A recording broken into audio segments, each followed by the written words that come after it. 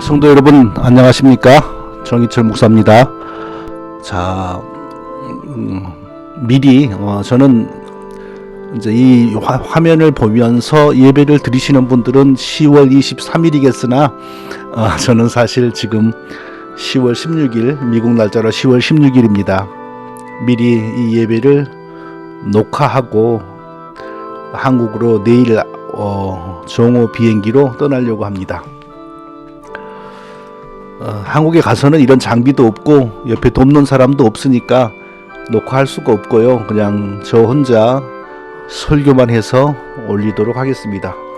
자, 먼저 제가 광고 드리겠습니다. 지난주에 제가 광고한 것처럼 저는 18일날 오후에 도착하고 17일날 11월 17일 거의 한 달 있는 거죠. 다시 떠나옵니다.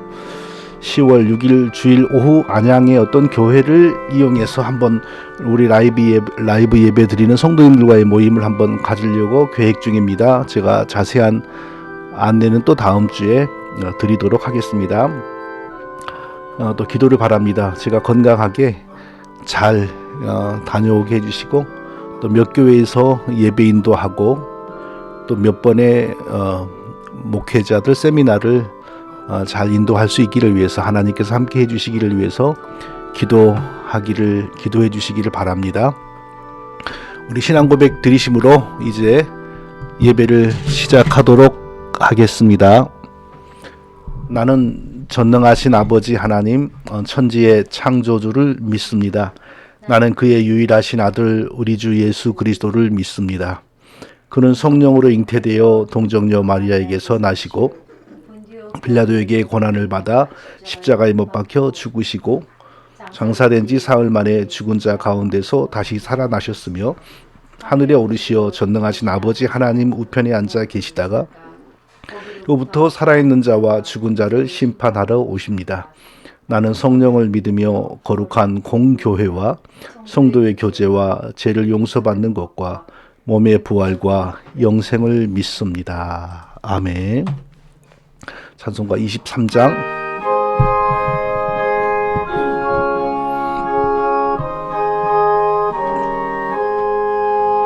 만입이 내게 있으면 그 입 다 가지고 내 구주 주신 은총을 늘 찬송하겠네. 내 은혜로신 하나님 날 도와주시고 그 크신 영광 널리 펴 달게 하소서. 내 주의 귀한 이름이 날 위로하시고 이기의 음악 같으니 참 희락되도다.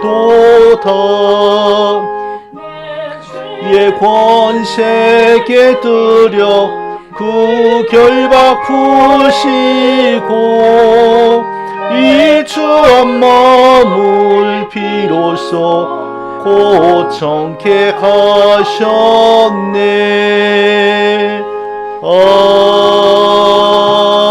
아멘. 거룩하신 아버지 하나님, 또 이와 같은 방식으로 하나님께 예배드릴 준비를 하고자 합니다. 하나님께서 이 자리에도 함께 오셔서 저희 연약한 육신과 마음과 영혼을 붙들어 주시고 하나님의 말씀을 증거하고 성도들과 함께 예배를 인도하는 종으로서 하나님이 은혜와 긍휼을 넘치도록 부어 주시옵기를 원합니다. 이 예배를 통하여 귀한 성도님들에게 영혼의 강건함과 영혼의 양약이 되는 귀한 은혜를 베풀어 주시옵기를 간절히 바라옵곤 합니다. 그리하여 이 시대에 참된 생명의 꼴을 얻기가 어려운 이 시대에 하나님께서 사랑하시는 귀한 성도님들에게 먹고 마실 수 있는 넉넉한 음료와 양식을 공급하여 주시옵소서. 제가 내일 오전이면 한국으로 비행하는데 오고 가는 길 지켜주시고 거기에 있는 동안도 제가 30년간 가지고 사는 늘 고질적인 질병으로 고통당하지 아니하도록 하나님 특별히 붙들어 주시고 큰 은혜를 베풀어 주시며 교회에서 말씀을 증거할 때 성도들에게 은혜 주시고 또 목회자들에게 귀한 신학과 진리의 세미나를 인도할 때 친히 함께 하시고 증거하여 주시옵소서. 모든 것 주께 의지하오며 감사드리며 예수님의 이름으로 기도합니다. 아멘.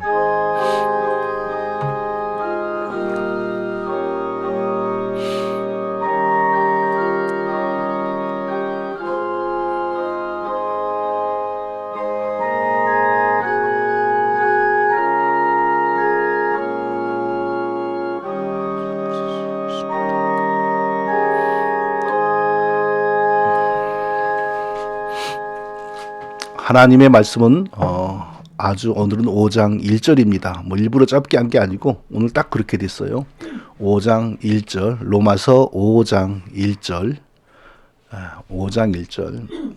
자, 우리 다 같이 한 목소리로 읽겠습니다. 그러므로 우리가 믿음으로 의롭다 하심을 받았으니 우리 주 예수 그리스도로 말미암아 하나님과 화평을 누리자. 한 번 더요. 그러므로 우리가 믿음으로 의롭다 하심을 받았으니 우리 주 예수 그리스도로 말미암아 하나님과 화평을 누리자. 찬송가 212장.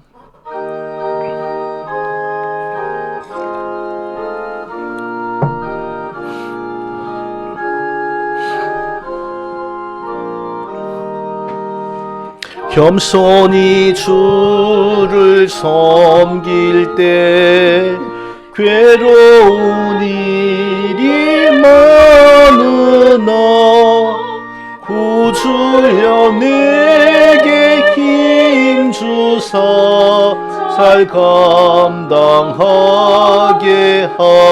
하소서. 인자 한 마를 가지고 사람을 감화시키며 갈 길을 잃은 무리를 잘 인도하게 하소서. 구주의 귀한 인내를 깨달아 알게 하시며 굳건한 믿음 주셔서 늘 승리하게 하소서. 예 영광 비추사 소망이 되게 하시며 구주와 함께 살면서 참 평강 얻게 하소서.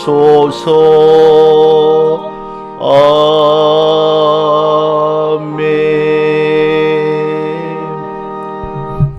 이를 어쩌죠? 지난주 설교 제목이 화면에 그대로 나오네요. 이를 어쩌지? 보기가 좋지 않네요. 어떻게 이게 빠졌네?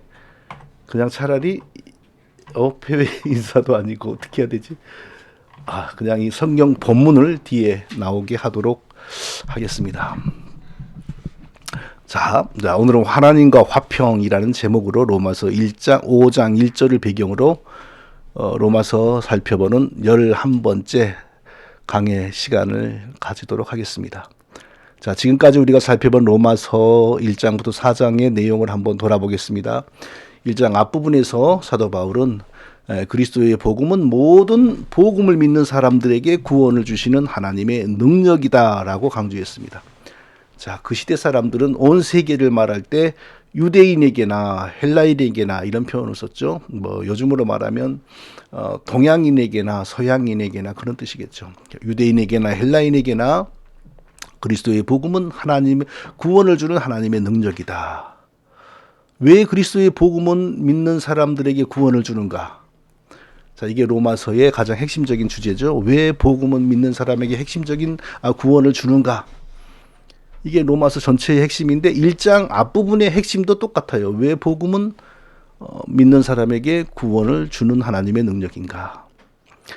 1장 17절에서 복음에는 하나님의 의가 나타나서 믿음으로 믿음에 이르게 하나니 기록된 바 오직 의인은 믿음으로 말미암아 살리라 함과 같으니라. 복음에는 하나님의 의가 나타나서 이게 핵심이죠. 예수 그리스도의 복음에는 사람을 살리는 하나님의 의가 나타납니다. 왜 사람을 살리는 하나님의 의가 우리에게 필요합니까? 하나님께 반역하여 영원히 사망 선고를 받은 아담의 후손으로 태어난 우리 모두는 태어나면서부터 하나님의 저주와 진노의 대상이기 때문입니다. 그래서 하나님 앞에 살 수가 없는 거죠. 자, 이 사실을 알게 하려고 온 게 뭡니까? 율법이죠. 율법의 조항들은 뭐 굉장히 많으나 그 핵심을 딱 잡으면 하나님께 범죄한 죄인은 반드시 하나님의 저주를 받고 죽어야 한다. 이게 율법의 전체의 내용이고 요약입니다.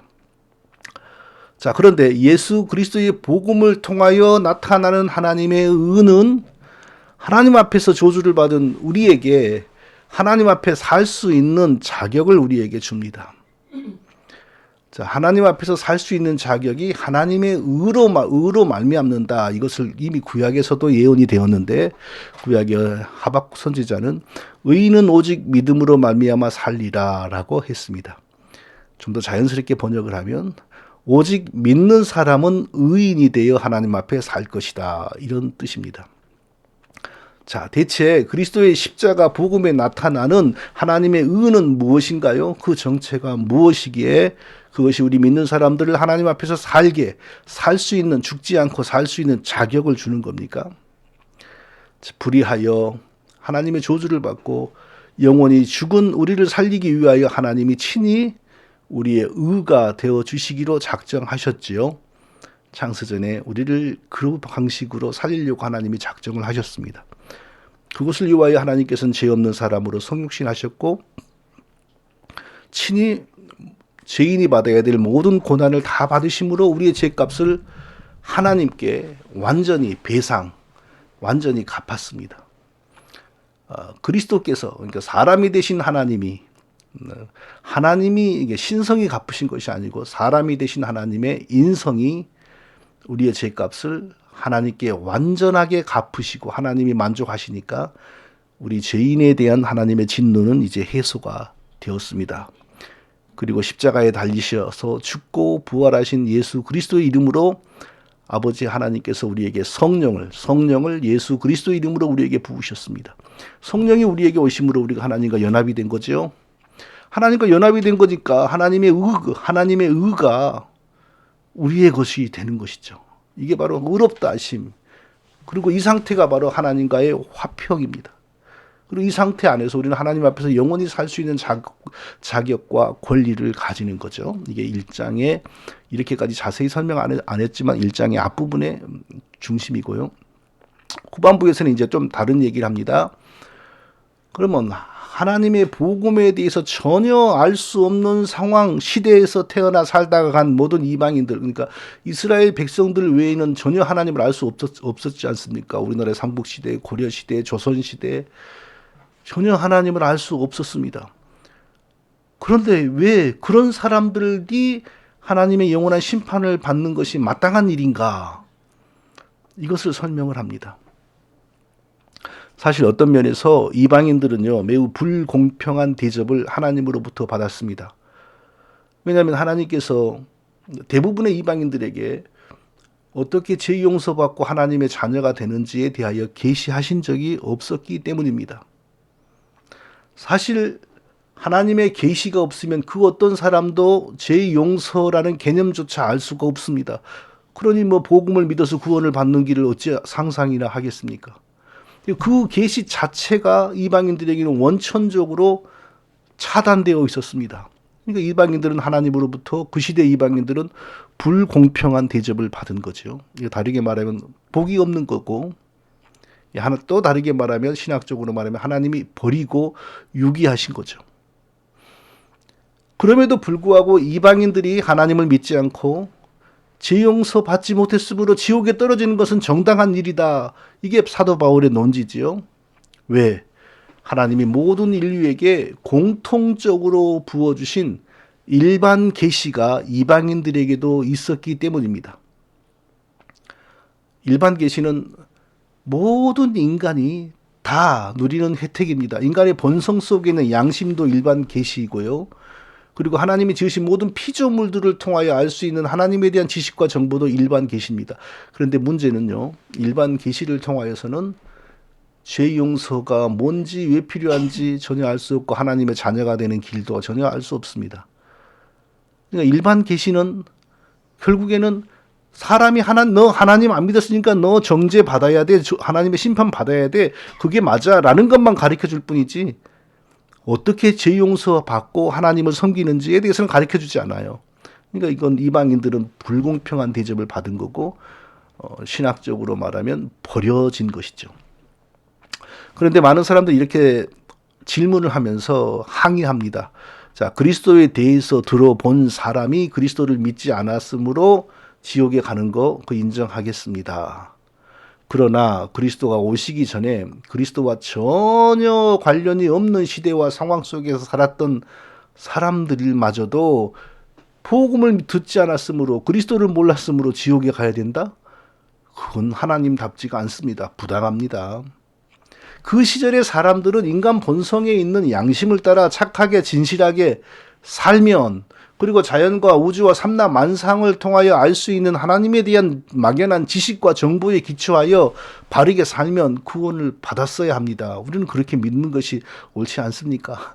이렇게 항의를 하잖아요. 네, 그런 말이 그럴싸해요. 왜냐하면 이 시대가 바로 그런 종교를 원하기 때문입니다. 로마 교회가 옛날에는 그렇지 않았는데 로마 교회가 최근에는 이런 종교를 변해버렸죠. 그래서 우리 조상들이 지옥에 갔다는 게 아니고요. 하나님은 착하게 살고 진실하게 사는 모든 사람들을 구원해 주신다. 이렇게 그 로마 교회 지도자들이 말을 하고 있습니다. 바로 이런 종교가, 이런 신학이 종교다원주의 신학이죠. 종교다원주의는 별거 아닙니다. 하나님 믿습니다. 근데 하나님의 특별 계시, 즉 죄 용서 받는 예수 그리스도의 십자가만 빼고 일반 계시의 양심과 자연을 통하여 알 수 있는 하나님에 대한 지식에 근거하여 종교 생활하는 모든 사람이 다 종교다원주의자입니다. 그 길을 다 하나님을 믿는다 이렇게 주장을 합니다. 불교, 힌두교, 남묘호랑개교, 그리고 이런 종교에 가입하지 않았을지라도 혼자 돌을 닦는 사람들 다 이런 종교인이죠. 자연과 우주와 삼라 만상을 통하여 하나님에 대한 지식을, 진리에 대한 지식을 찾고 자기 속에 있는 양심과 자기 속의 본성을 따라 바르게 삶으로 도를 찾아가는 거죠. 자, 이런 사상을 가진 사람들에게서 나타나는 공통적인 게 뭐냐? 침묵을 중시하죠. 무건수행, 침묵, 금욕, 기도도 다 해요. 거기서도 내려놓음도 거기 자기를 비운다, 자기를 부정한다, 또 계율 준수, 또 그리고 거기서 영성을 수련한다. 이런 개념들이 다 거기에 있죠.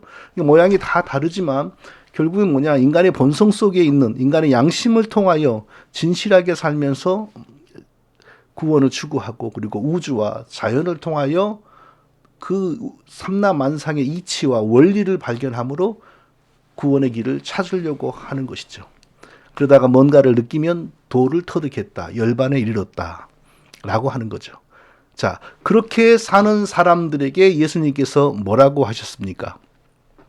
그러므로 내가 너희에게 말하기를 너희가 너희 죄 가운데서 죽으리라 하였노라. 너희가 만일 내가 그인 줄 믿지 아니하면 너희 죄 가운데서 죽으리라. 그러니까 하나님의 특별 계시, 죄 용서에 관하여, 죄에서 해방되어 하나님의 자녀 되는 것에 관하여 하나님이 특별히 택한 백성들에게 특별 계시를 그렇게 주셨죠. 근데 그걸 받지 못하는 사람들이 할 수 있는 게 뭡니까? 양심을 따라 진실하게 살고 자연과 우주를 연구하여서 어떤 그 진리를 찾으려고 하고, 그게 전부잖아요. 그게 모든 종교의 근본이고, 그래서 무건수행, 침묵기도, 내려놓음, 자기부정, 내면의 세계, 이런 거 하지 않습니까? 영성. 자, 그 사람들은 결국은 어떻게 된다고요? 너희가 너희 죄 가운데서 죽으리라. 왜냐하면 특별계시, 죄 용서에 대한 특별계시를 받지 못하였기 때문입니다. 자, 인간의 죄 문제는 어떻게 해결됩니까? 오직 하나님의 특별계시로만 해결됩니다. 죄 속에서 죽어야 할 인간이 어떻게 죄 용서받고 하나님의 자녀가 되는가? 이건 하나님이 오직 말씀으로 주셨습니다. 크게 구약의 선지자들과 신약의 사도들을 통하여 우리에게 주셨습니다. 왜 죄인이고 어떻게 죄에서 벗어나 하나님과 화목하게 되는지, 어떻게 영생에 이르게 되는지 그걸 말씀으로 주셨습니다.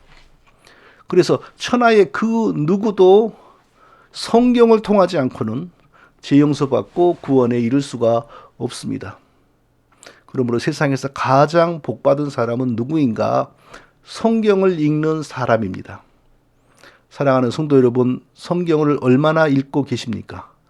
성경을 읽는 것이 우리에게 가장 복된 것입니다. 성경을 읽는 것이 우리를 복되게 한다는 것을 절대 잊으시면 안 됩니다. 우리가 성경을 읽으면 성령이 역사하여서 우리에게 지혜를 줍니다. 그리고 인생을 향한 하나님의 통찰력을 우리가 얻게 됩니다. 하나님의 뜻을 분별하게 됩니다. 그러니까 성경을 읽는 것이 성령을 체험하는 길입니다. 성경을 읽는 것이 성령으로 충만해지는 길입니다. 그냥 기도만 하여 성령의 충만을 얻는 것이 아닙니다. 우리가 성경을 읽고 하나님과 기독교에 대한 이해가 발전되는 것만큼 성령이 역사합니다. 근데 성경을 읽지 않고 하나님에 대한 이해가 없고 기독교에 대한 이해가 없는데 성령이 어떻게 역사합니까? 성경을 모르는 사람에게 역사하는 영은 성령이 아닙니다. 성령을 모조하는 영이죠. 그런 사람들에게 나타나는 은사는 100% 가짜 은사, 속임수 은사입니다. 불신자들과 다른 종교인들에게는 하나님 말씀 자체가 없습니다. 그러니까 성령의 역사가 없고 악령의 역사만 있는 거죠. 그러나 교회에 다닐지라도 성경을 읽지 않고 비성경적인 설교를 재밌게 하는 목사들에게 푹 빠져 있고, 자, 그러면 절에 나가는 사람하고 뭐가 달라요? 용어만 차이가 있는 거죠. 거기는 부처님, 여기는 하나님이죠. 네. 그러므로 여기도 성령이 없는 건 마찬가지예요. 근데 어떤 면에서는 더 골치 아파요. 왜? 자기가 진짜 하나님의 자녀이고 성령으로 인도함 받고 있다라고 믿기 때문에. 많은 사람들은 기독교가 성령의 종교라고 말합니다. 기독교는 성령의 종교가 아닙니다. 기독교는 하나님이 자기를 계시하신 말씀의 종교이고, 성령은 어떤 일을 하시냐? 말씀을 우리에게 가르쳐 주시고 우리가 말씀을 이해하게 만들고 그 말씀을 잘 해석하여 우리 삶과 교회에 적용하게 만드는 일을 하십니다. 그런데 우리가 말씀을 모르고 성경을 읽지 않고 성경을 이해하지 못하는데 무슨 성령이 우리에게 역사하시겠습니까? 자, 그런 사람들에게 역사하는 성령이 바로 방언을 주지요. 환상을 주지요. 꿈을 주지요. 기름 부음을 주지요. 그러나 그건 속임수입니다. 자, 로마서 2장에서 사도 바울은 이제 또, 자, 그러면 이스라엘 사람들, 일찍 하나님을 알았던 사람들은 왜 심판을 받고 영원히 멸망하는가? 이걸 설명합니다. 자, 이스라엘 사람들의 특권은, 자, 하나님으로부터 일찌감치 특별 계시, 말씀을 받았다는 것이 이스라엘 백성들의 특권이죠. 하나님께서 온 인류의 구원의 복음을 주시기 위하여 먼저 이스라엘 민족을 조성하셨는데, 그 이스라엘 민족을 조성하기 위하여 아브라함 한 사람을 먼저 부르셨죠. 그리고 아브라함을 통하여 서서히 한 민족을 만들어내시고, 그리고 한 민족이 되어서 역사가 진행이 되지 않습니까? 그 아브라함으로부터 민족이 형성이 되고 민족의 역사가 발전이 되고, 이 모든 과정이 하나님의 계시의 장이었습니다. 왜냐하면 하나님께서 온 인류의 그리스도의 복음을 주실 준비를 하기 위하여 먼저 한 민족을 택하시고 부르시고, 그들을 통하여 그리스도의 복음을 준비하시고 만드시는 과정이, 자, 그 민족 이스라엘의 역사, 거기에 중요한 인물들, 다윗과 같은 왕들, 무슨 선지자들, 그 다 얽혀 있는 거예요. 그들을 떼낼 수가 없어요. 하나님의 계시 속에서. 그래서 하나님께서 이스라엘 민족의 인물들과 역사와 정치 속에서 말씀하시고 그 사역하시고 그 뜻을 펼치셨으므로, 우리가 예수 그리스도의 구원의 복음을 설명할 때 이스라엘의 역사, 이스라엘의 인물들하고는 뗄 수가 없는 겁니다. 이것을 모르니까 왜 한국의 역사도 다 우리를 모르는데 이스라엘의 역사를 말하냐라고 하는 거죠. 자, 이스라엘이 받은 특별 계시 가운데 가장 선명한 특별 계시는 죄를 지적하고 죄인은 반드시 죽어야 한다라고 선언하는 율법이었습니다. 왜 죄를 지적하는 율법이 선명한 특별 계시입니까? 자, 구원을 주시는 예수 그리스도의 십자가가 우리에게 왜 필요한지 반대해서 역설적으로 증거하는 것이 죄를 지적하고 죄인은 반드시 죽어야 한다라고 하는 율법이기 때문입니다. 사실 율법은 사람의 자기의 힘과 노력으로는 절대 구원받을 수 없다라는 것을 보여주고 예수님 앞에 엎드리게 만들고자 율법이 온 것입니다. 율법의 어느 조항 속에도 예수 그리스도, 십자가 이런 개념이나 단어가 나타나 있지 않습니다. 그럼에도 불구하고 결국 율법은 율법을 중시하는 사람들 가운데 은혜 받은 소수를 그리스도 앞으로 몰고 갔습니다.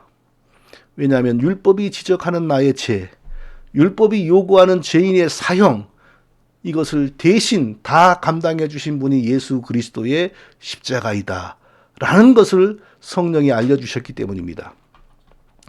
그리스도께서 우리를 위하여 저주를 받은 바 되사 율법의 저주에서 우리를 속량하였으니 기록된 바 나무에 달린 자마다 저주 아래에 있는 자라 하였습니다. 갈라디아서 3장 13절. 자, 사도 바울이 왜 율법주의자에서 그리스도인으로 변했는지 이게 이 한 구절이 설명하는 거죠. 그는 원래 맹목적인 율법주의 신봉자였습니다. 그런데 그 율법이 말하는 모든 저주를 대신 감당하시고 죽으신 분이 그리스도라는 사실을 깨닫는 겁니다. 그때부터 인생의 방향이 바뀐 거죠. 그래서 율법 조항들을 지켜 의인으로 인정받아 천국에 간다라고 하는 조상들의 유대교 종교를 이제는 버리고 율법이 요구하는 죄를 대신 받고 저주 가운데 죽으신 그리스도의 복음을 증거하는 그리스도의 종으로 완전히 인생이 변했습니다. 그러나 그 이스라엘 민족들 가운데 사도 바울과 같은 은혜를 받은 사람은 극히 소수였습니다. 그 많은 유대인들 가운데 이런 사람은 정말 드물었습니다. 대부분의 유대인들은 여전히 율법을 지켜서 구원의 자격을 얻는다라고 믿는 율법주의자들이었습니다. 완전히 율법주의 종교인들로 이스라엘 백성들이 거의 다 변해버렸습니다. 자, 그들은 그들의 율법을 높이기 위하여 그리스도를 죽였습니다. 또 그들의 율법을 수호하고 높이기 위하여 그리스도의 제자들과 사도들을 또 핍박했습니다. 놀랍게도요, 지금도 율법주의자들이 있는데 율법주의가 뭡니까? 구원을 얻으려면 나 아니면 그리스도가 율법을 지켜야 한다. 구원이 유지되려면 나 아니면 구세주라도 대신 율법을 지켜야 한다. 이게 율법주의 아닙니까? 제가 그게 잘못됐다고 하니까요, 모양이 같아요. 저를 어떻게 하려고 했는지 아세요? 저를 이단으로 몰아서 끝을 내려고 했어요. 그래서 뭐 정의철, 교류금지 그 문건도 작성을 했어요. 그런데 그게 성경적인 증거가 안 되고 백업이 안 되니까 그걸 공개적으로 못한 거예요. 지금 그 문건이 돌아다니고 있어요. 제가 뭐 때문에 막 저를 놀리려고 그 문건을 들이대는 사람이 있어요. 그건 그 교단에서 공식적으로 모양새 있게 선언한 게 아닙니다. 그냥 흘러나온 겁니다. 그건 공식적인 문서가 아닙니다. 그거 보더라도 오해하지 마시기 바랍니다. 자, 로마서 3장에서 사도 바울은 율법의 행위로는 아무도 구원에 이르지 못하고 오직 예수 그리스도를 믿음으로만 구원을 얻는다, 의롭다 하심을 받는다라는 걸 설명했습니다. 그리고 4장에 가서는 자, 그러면은 믿음으로 의롭다 하심을 받는 대표적인 사람이 누구냐? 우리의 조상 아브라함이다. 또 그걸 설명했고, 그리고 오늘 보면 5장으로 왔습니다. 자, 5장에서는 무슨 내용이 전개될까요? 믿음으로 의롭다 하심을 받은 사람에게 이어지는 상황은 뭐냐? 이 얘기를 하는 거예요. 믿음으로 의롭다 하심을 받은 사람들에게 이어지는 상황. 자, 그걸 오늘 5장부터 살펴보겠습니다. 자, 오늘은 1절을 중심으로 한 가지만 살펴보겠습니다. 믿음으로 의롭다 하심을 얻은 사람은 하나님과의 화평을 누려야 한다라는 사실을 우리가 기억해야 되겠습니다.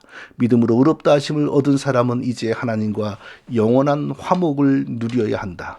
1절, 그러므로 우리가 믿음으로 의롭다 하심을 받았으니 우리 주 예수 그리스도로 말미암아 하나님과 화평을 누리자. 그러므로 우리가 의롭다 하심을 받았으니 우리 주 예수 그리스도로 말미암아 하나님과 화평을 누리자라고 합니다.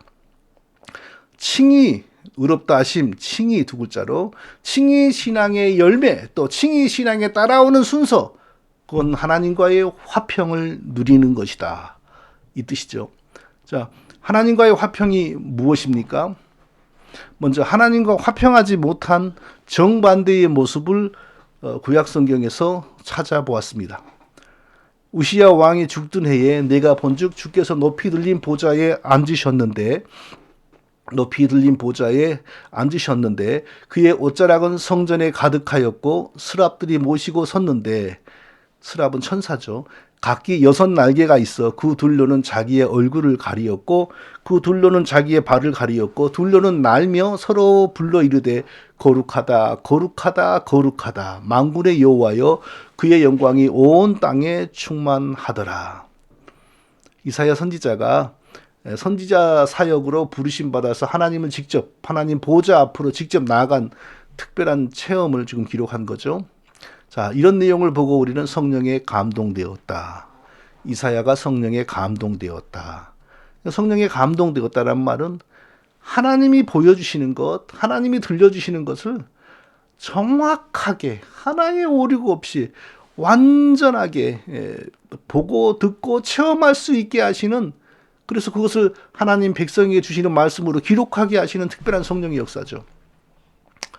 그러므로 지금 우리가 뭐 어떻게 얘기하다 보면 그때 나에게 성령이 감동하셔서 이런 말을 하기도 하는데 사실 써서는 안 되는 말이죠. 네.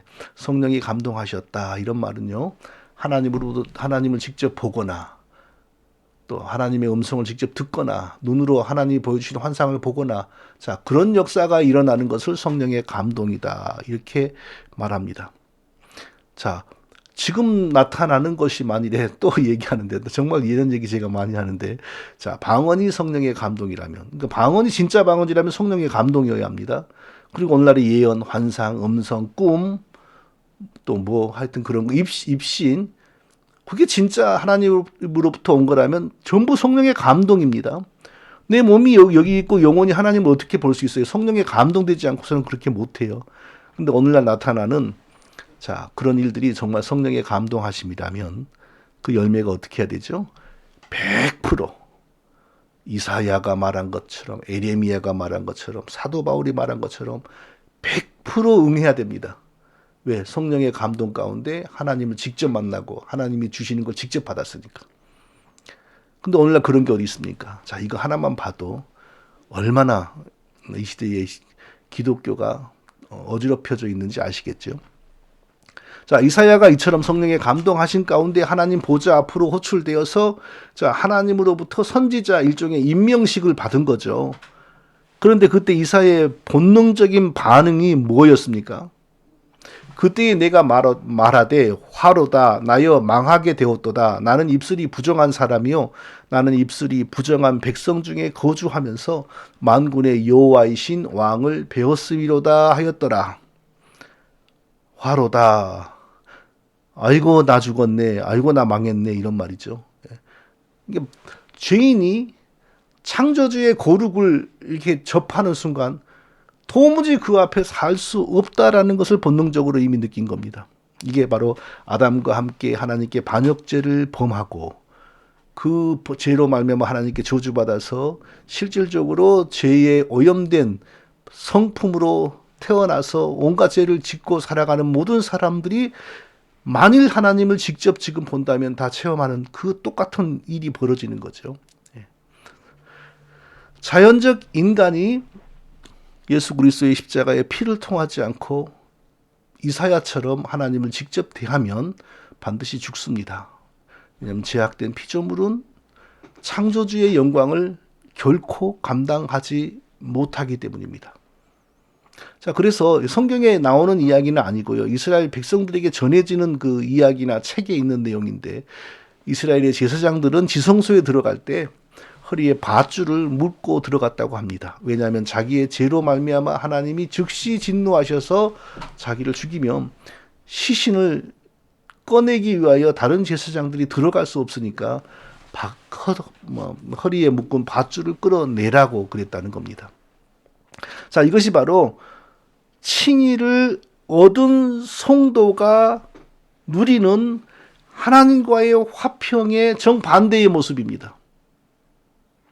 그리스도의 구속사역을 믿어 의롭다 하심을 얻은 성도와 하나님의 관계는 마치 이전의 이사야의 이런 모습과 정반대가 되는 것입니다. 그것이 바로 하나님과의 화평입니다. 자, 왜 의롭다 하심을 얻은 성도는 하나님과 화평을 누리는 것입니까? 여기에 정말 놀라운 일이 있습니다. 이사야가 선지자 호출을 받아 거룩하신 하나님의 영광을 직접 대면하고 죽음의 공포를 느끼며 바들바들 떨었지 않습니까? 그 하나님이 여호와입니다. 구약의 그 하나님의 성호가 여호와입니다. 그런데 그 여호와 하나님이, 이사야를 부들부들 떨게 하신 여호와 하나님이 친히 우리와 같은 사람이 되시어 세상에 오셔서 우리의 죄를 다 짊어지고 우리의 죄값을 자기의 몸과 목숨과 피로 다 갚으시고 우리의 죄를 사해 주셨기 때문에 그 하나님 앞에서 우리가 하나님과의 화평을 말할 수 있는 것입니다. 자, 사도 요한은 예수 그리스도를 설명하면서 이사야의 말을 많이 인용했습니다. 사도 요한뿐만 아니라 사도 바울, 베드로, 이사야의 글을 굉장히 많이 인용합니다. 이사야의 글을 인용하고 나서 사도 요한이 이렇게 말합니다. 이사야가 이렇게 말한 것은 주의 영광을 보고 주를 가리켜 말한 것이라. 이사야가 이렇게 말한 것은, 그러니까 이사야의 어떤 말들을 인용하고 나서 이사야가 이런 말을 한 것은 주의 영광을 보고 주를 가리켜 한 말이라. 자, 먼저 주라는 말을 제가 설명하겠습니다. 사도 요한이나 다른 사도들이 복음서에서 주님이라는 말하고 똑같죠. 주라는 말을 쓰는데 그 말은 원래 구약 성경에 여호와 하나님에게 적용되는, 하나님에게 해당되는 호칭이었습니다.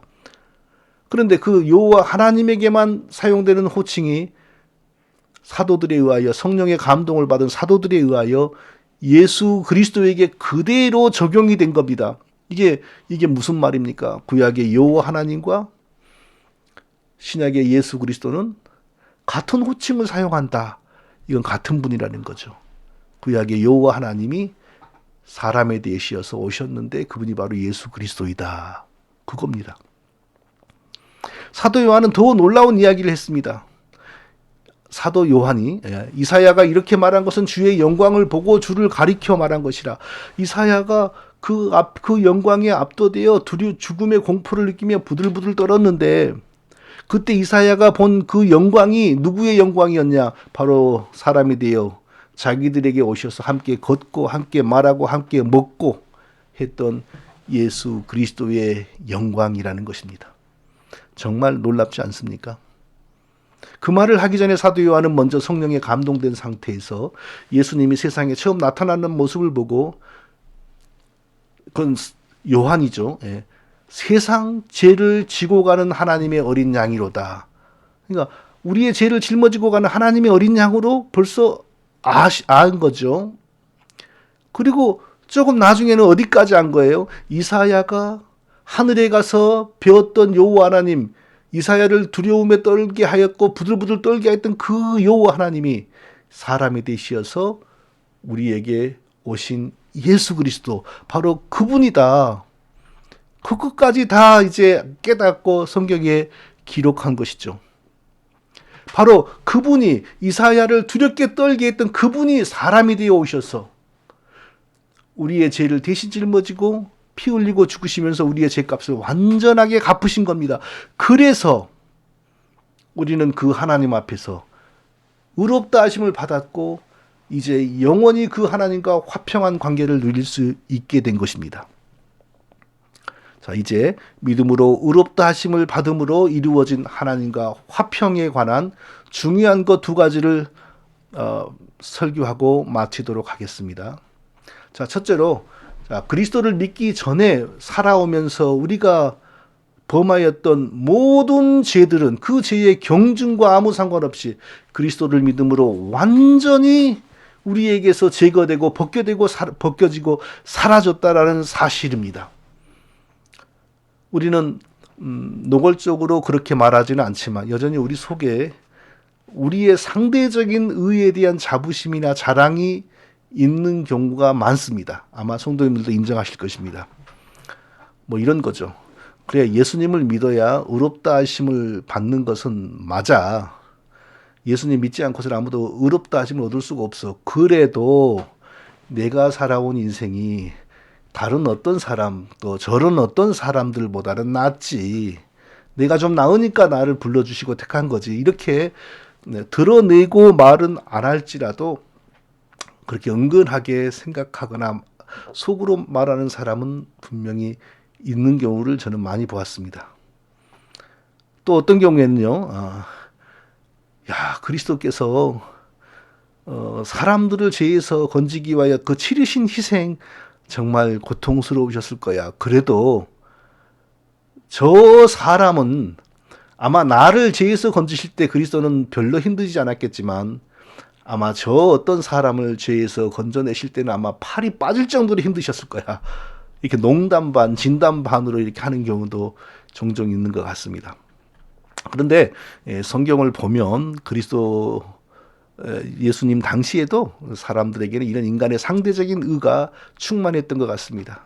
특별히 두 종류의 직업에 해당되는 사람들이 특별히 무시를 받았습니다.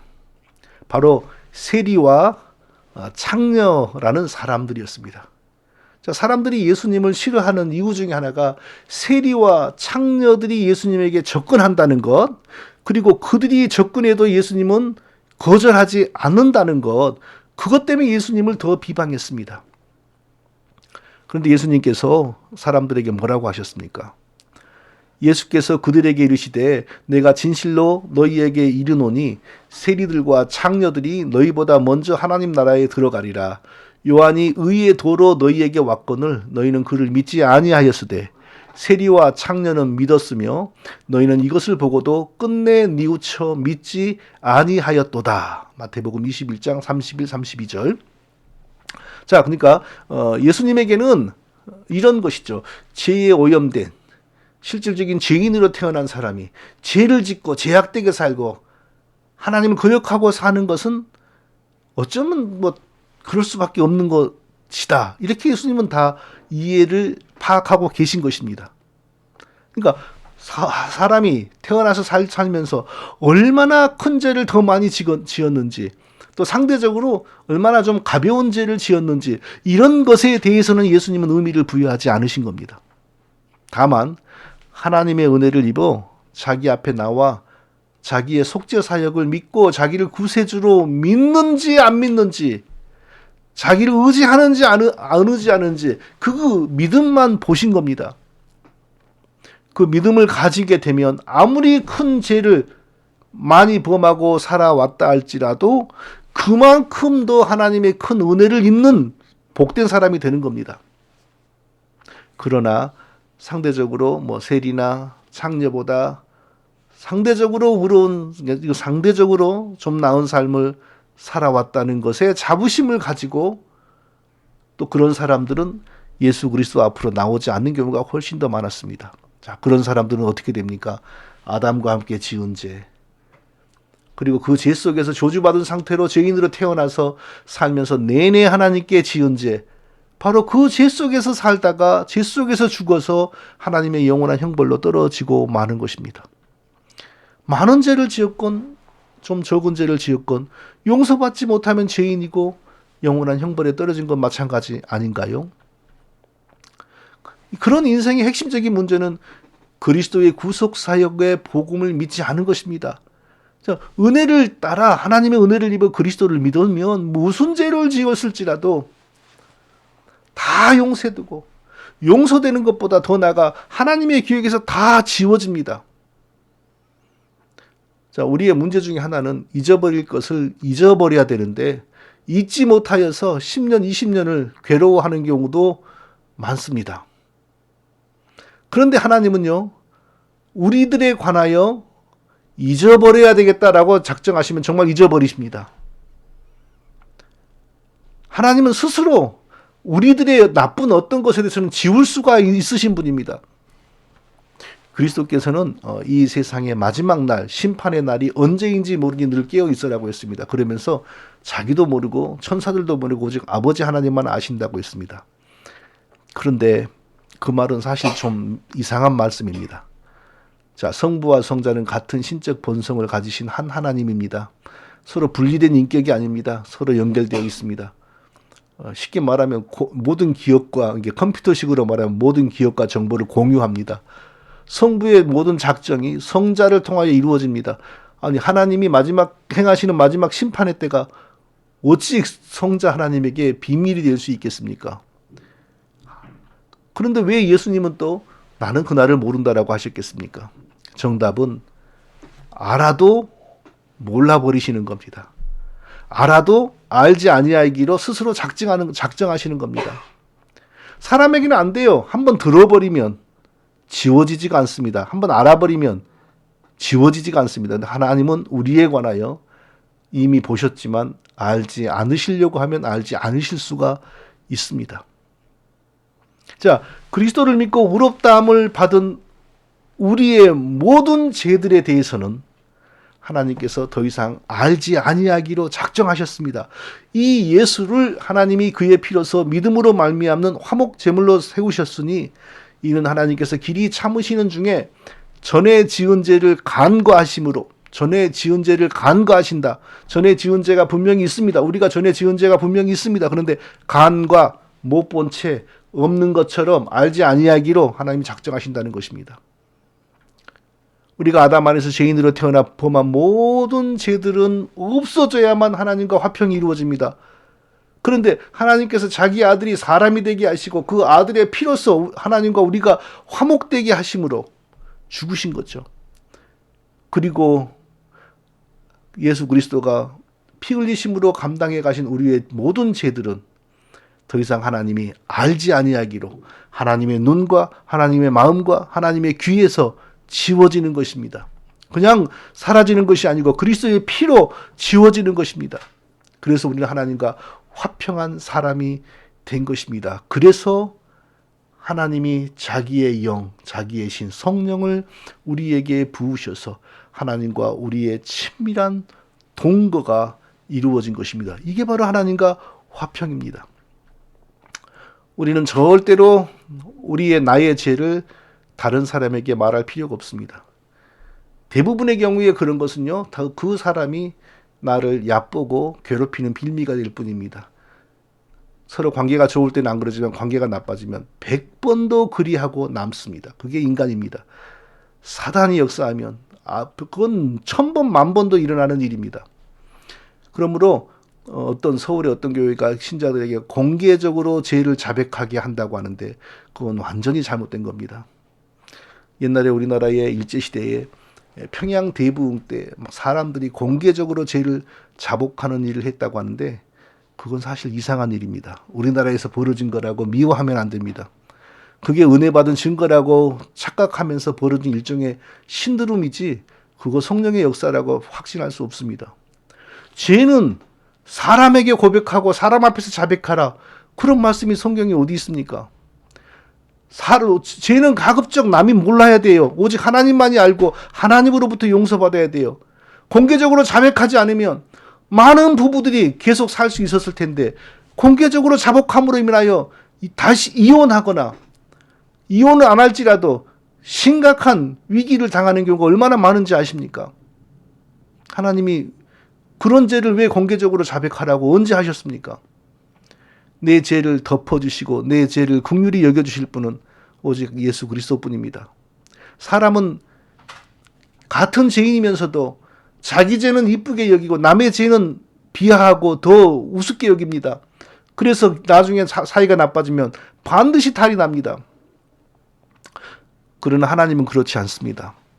여호와께서 말씀하시되 오라 우리가 서로 변론하자. 너희의 죄가 주홍 같을지라도 눈과 같이 희어질 것이요 진홍같이 붉을지라도 양털같이 희게 되리라. 이사야 1장 18절.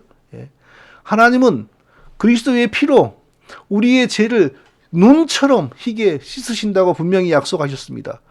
하나님 마음에 품고 있으면 그런 말씀 하시겠습니까? 중요한 것은 내가 하나님의 은혜를 입어 진짜로 감정이 아니라 진짜로 성령의 역사로 예수 그리스도를 나의 구주로 믿었는가 이거지요.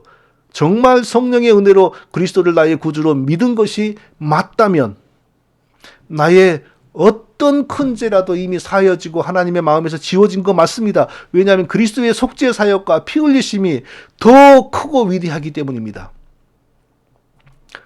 둘째로, 자, 우리에게 주어진 하나님과의 화평은 하나의 절대적 조건에 기초하고 있다는 사실을 우리가 늘 기억해야 됩니다. 우리 주 예수 그리스도로 말미암아 하나님과 더불어 화평을 누리자. 누구를 통하여? 우리 주 예수 그리스도로 말미암아 하나님과 더불어 화평을 누리자. 그냥 화평을 누리는 거 아닙니다. 우리 주 예수 그리스도로 말미암아 하나님과의 우리의 화평의 절대적 조건은 예수 그리스도로 말미암아입니다. 이것은 다시 말하면 하나님이 이전에 용서해 주신 이전의 죄들을 여전히 즐거워하고 여전히 즐기고 있는 상황이라면 나는 하나님과 화평한 것이 아닙니다. 왜냐하면 그런 상태는 결코 예수 그리스도로 말미암아라는 말을 사용할 수 없는 상태이기 때문입니다. 용서받은 죄들을 여전히 즐거워하고 반복적으로 범한다는 것은 절대 우리 주 예수 그리스도로 말미암아라는 화평의 코드가 아닙니다. 예수 그리스도로 말미암아 화평을 누리고 있는 사람은 지금 현재에도 예수 그리스도의 코드에 안전하게 머무르고 있는 사람이어야 합니다. 하나님과의 화평은 성령의 충만의 지배를 받으면서 거룩으로 나아가기 위하여 죄와 투쟁하고 갈등하고 있는 사람이어야 그 화평이 합당한 예수 그리스도로 말미암아라고 말을 할 수가 있는 것입니다. 또 그리스도의 복음을 파기하는 이단적이고 사이비적이고 거짓된 신앙 위에 서 있으면서 하나님과의 화평을 누리느니 운운하는 것은 또 말이 되지 않습니다. 은사주의, 다원주의, 영성주의, 행위구원주의, 율법주의, 자, 이런 믿음의 코드 위에 서서, 이런 잘못된 믿음의 코드 위에 서서 하나님과의 화평, 이건 말이 되지 않습니다. 그런 사람은 결코 우리 주 예수 그리스도로 말미암아 하나님과 더불어 화평을 누리자, 이런 말을 해서는 안 됩니다. 오히려 그런 사람들에게 더 맞는 구절은 요한계시록 18장 4, 5절에 있습니다. 또 내가 들으니 하늘로부터 다른 음성이 나서 이르되 내 백성아 거기서 나와 그의 죄에 참여하지 말고 그가 받을 재앙들을 받지 말라. 그의 죄는 하늘에 사무쳤으며 하나님은 그의 불의한 일을 기억하신지라. 여전히 죄를 반복하고 즐거워하고 또 그리스도의 복음을 파괴하는 잘못된 그 사상 위에 서 있는 사람들에게는 예수 그리스도로 말미암아 하나님과 화평을 누리자, 이게 아니고 내 백성아 거기서 나와 그 죄에 참여하지 말고 그가 받을 재앙을 받지 말라. 그의 죄는 하늘에 사무쳤으며 하나님은 그의 불의한 일을 기억하신지라. 이 말씀을 주시고 계시는 것입니다. 사랑하는 성도 여러분, 이제 말씀을 마치겠습니다. 하나님이 우리에게 은혜를 주시고 주 예수 그리스도를 통하여 내 죄가 다 사하여진 거 분명합니다. 확실합니다. 그리스도께서 내 죄를 위하여 십자가의 고난을 당하시고 피 흘려 죽으셨다라는 믿음이 내게 성령으로 말미암아 왔다면 우리의 모든 죄가 다 사하여진 거 맞습니다. 하나님의 기억 속에서, 하나님의 마음 속에서 우리의 죄가 다 사하여진 것 맞습니다. 그리고 우리는 하나님과의 화평 안에 있는 것입니다. 그리고 이 일이 정말 우리에게 벌어졌다면 우리의 믿음은 바로 이 코드, 그리스도로 말미암아, 우리 주 예수 그리스도로 말미암아라고 하는 이 신앙의 코드 안에 계속 있을 겁니다. 저 거룩을 향하여 죄와 싸우면서 나갈 겁니다. 그리고 성경이 가르치는 올바른 믿음 위에 서서 이단적이고 사이비적인 믿음 위에 서지 아니하고 올바른 믿음 위에 서서 계속 하나님께로 부단히 나아가고 있을 것입니다. 부디 사랑하는 우리 모든 성도님들에게 이러한 하나님의 은혜가 흘러넘치고 영원히 하나님과의 화평이 떠나지 않으시기를 예수님의 이름으로 축원드립니다. 거룩하신 아버지 하나님, 우리의 힘과 우리의 노력으로 얻어진 화평이 아니라 주 예수 그리스도께서 내 죄를 다 짊어지시고 내가 당할 모든 저주와 고난을 받고 대신 죽으심으로 얻어진 하나님과의 화평이 분명히 저에게 우리에게 온 것을 믿습니다. 그리고 또한 이후로도 영원히 주 예수 그리스도로 말미암아 이 믿음의 코드 안에서 영원히 이 화평이 지켜지게 하여 주시옵소서. 예수님의 이름으로 기도합니다. 아멘. 찬송가 402장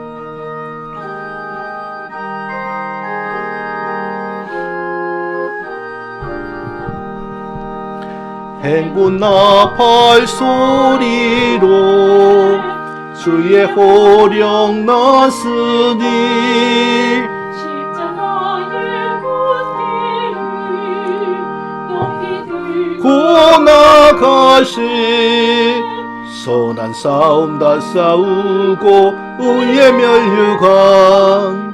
멸류관 받았으리라. 싸움 다 싸우고 의의 멸류관 예루살렘 성에서 멸류관 받으리. 저 요단강 건너 우리 싸움 마치는 날 의의 멸류관 예루살렘 성에서 악한 마귀 권세를 모두 깨쳐버리고 승리하신 주님과 승전가를 부르세. 선한 싸움 다 싸우고 의의 멸류관 받았으리라. 선한 싸움 다 싸우고 의의 멸류관 예루살렘 성에서 받으리. 저 요단강 건너 우리 싸움 마치는 날 의의 멸류관 예루살렘 성에서 달려갈 길 다 가고 싸움 모두 마친 후 주와 함께 기쁨을 용사들아 누리세. 우리가 싸움 다 싸우고 의의 멸류관 받았으리라. 선한 싸움 마치고 의의 멸류관 예루살렘 성에서 멸류관 받으리. 저 요단강 건너 우리 싸움 마치는 날 의의 멸류관 예루살렘 성에서. 할렐루야. 처음에 제가 말씀드린 것처럼 여기는 지금 주일 미국 주일 하여튼요, 저는 이제 한국에 내일 갑니다. 그리고 다음 주 주일 성도님들에게 이제 10월 23일 주일 전에 이 예배는 인터넷에 업로드 될 것이고요. 그리고 말씀드린 것처럼 10월 6일쯤 안양에 있는 어떤 교회에서 한번 우리 모임을 가능하신 분들 한번 다 오셔가지고 모임을 가질 수 있기를 바라고요. 그리고 제가 이제 다음 주부터 좀 더 자세하게 확정적으로 광고를 드리도록 하겠습니다. 그리고 저의 건강을 위해서 제가 또 하는 사역들을 위해서 잘 마칠 수 있도록 기도해 주시기 바랍니다. 자, 이제 축복기도 올리고 마치도록 하겠습니다.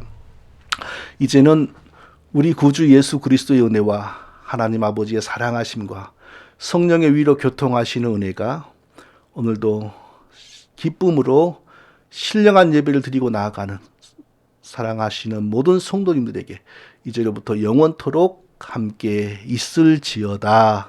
아멘.